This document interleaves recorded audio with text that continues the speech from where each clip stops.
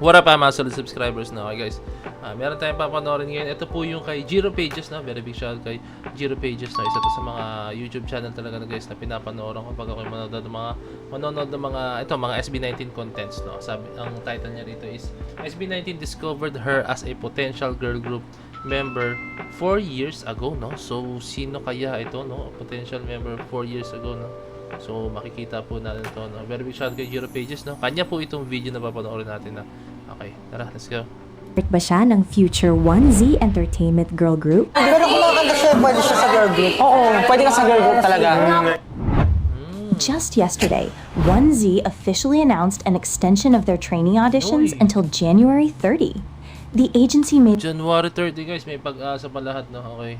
it clear that they are seriously preparing for their future P-pop groups, even giving temporary group names such as 1Z Boy Group and 1Z Girl Group. In the announcement video, you can already see, despite the blurred faces, that the number of trainees is steadily growing. Goosebumps! These trainees could be the next big names in P-pop very soon.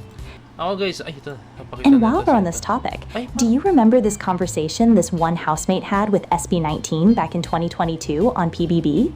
Oo, pwede ka sa girl group talaga. Yun din nakita ko sa kanya. Alam mo ba nga, She is Maxine Trinidad, a highly talented artist whom SB19 members themselves acknowledged at that time. kumakanta ka, sumasayaw ka, tapos may tsura ka. Marunong ka mag-project. Actually, sa ganyan, guys, no, pag halimbawang magiging part ka ng P-pop group, o kahit hindi sa P-pop, siguro, okay, sige, sa P-pop group, example natin, no, kahit, isa sa malaking factor din, guys, pag may itsura ka rin po talaga, no. Pero syempre, kunyari, may itsura ka, tas wala kang talent, nako, delikado yun. Kasi delikado yun. Pero pag halimbawa may itsura ka, tas kahit pa paano may knowledge ka sa pagsasayaw and pagkanta, no, mas may enhance pa po yan, guys, no. Syempre, dadaan sa training yan, and maraming training po talaga, guys, no. Pero for me, no, malaking factor talaga pag may itsura ka, tapos pumasok ka sa isa ganyang klaseng larangan, no. Fans have started recalling her after the audition announcement and are now wondering if she might take this opportunity to join 1Z. Paglabas mo dito, mas maraming opportunity pa after ng PBB talaga. Who knows? The Actually, choice naman niya, no, na kung sasali siya sa, or maggaganyan ka siya, no, yung mga girl group, sa P-pop group, no, choice naman niya yan.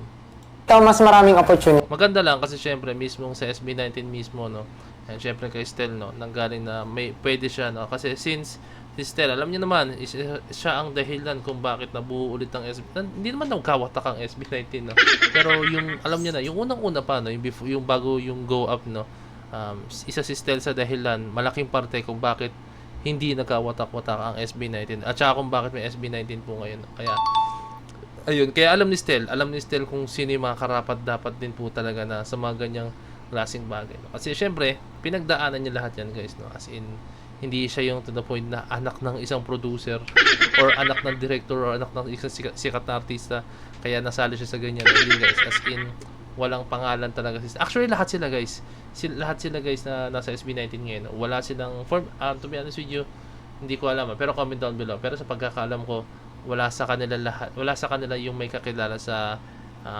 industry or sa sa ganyang klaseng bagay, no. So, kunyari sa entertainment industry, no, wala silang kilala like connections, no, na sobrang malaki or sobrang bigat, no.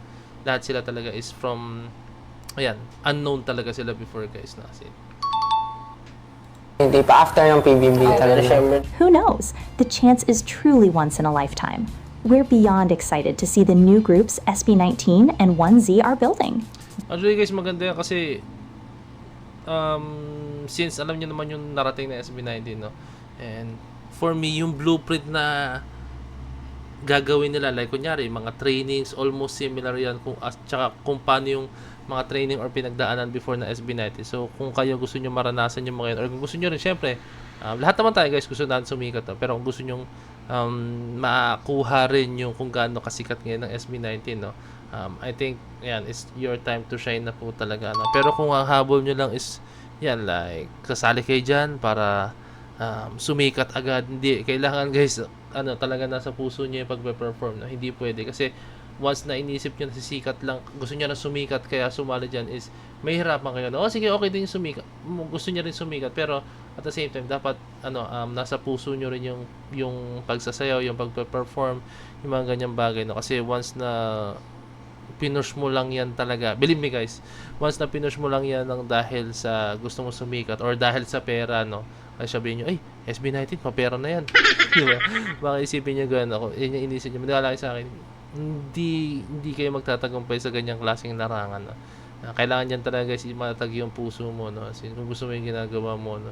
I'm pretty sure naman guys, yung iba sa inyo dyan, meron kayong gustong gawin. Kaya kahit anong pagbagsak or maraming ups and downs na nangyari sa inyo, no? Tinutuloy nyo pa rin. No? Kasi syempre gusto nyo yung ginagawa nyo. Like, kunyari, iba sa inyo, nasa Battle of the Bands, iba sa inyo kumakanta, iba sa inyo magaling mag-drawing, no? Or yan, di ba? Kung ano may mga passion niya. Do you have other artists or social media personalities you think are perfect for the future groups 1Z is forming?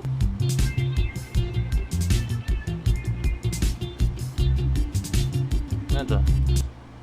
Alpha Drive 1 and SB19 crumbs? SB19 for another GMA network show? Do you know All D1?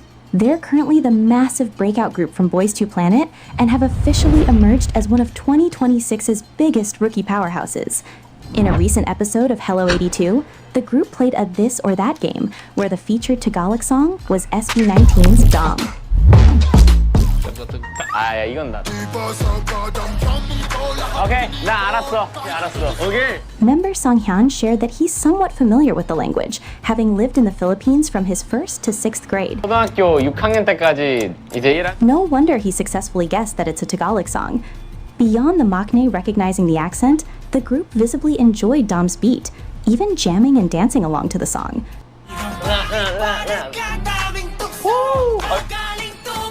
A small moment, but one that definitely caught fans' attention, especially those who both stand SB19 and Aldi1. Eyes grew bigger and eyebrows were raised when 1Z Entertainment posted this just a day ago in all of their social media pages. Stars on the Floor is GMA Network's original dance reality competition, and some fans are wondering if this is connected to a possible SB19 guesting, or even becoming a judge for the contest. Other fans pointed out that it's probably for Coach J, who's a part of 1Z, to show support. As many of us know, he's one of the dance authorities of the show. It's most probably 1Z cheering for Coach J in his own special moment. But if this also meant a possible SB19 appearance, the best thing we can do is to wait for more updates, so stay tuned for more. Actually guys, pag halimbawa yung mga K-pop artists or kahit hindi K-pop artists, yung ibang mga tao na is from other countries na sikat din po talaga na nagpe-perform na. Pag alam nila yung kanta mo or nag-enjoy sila sa kanta mo kahit hindi nila alam, ibig sabihin guys, maganda yung produktong ginawa mo. No? So yun, na-appreciate nila since sila ay sikat din po na K-pop artist na. Ibig sabihin lang guys na talagang maganda yung ginawa ng SB19. No?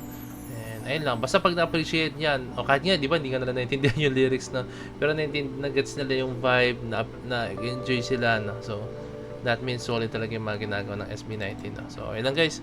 May hope na enjoy itong video na to. No? Kindly leave a like, subscribe, and kindly ring that notification bell para alam nyo pag ang release ng bagong video. So, this is Point of It signing out. Peace. Bless you.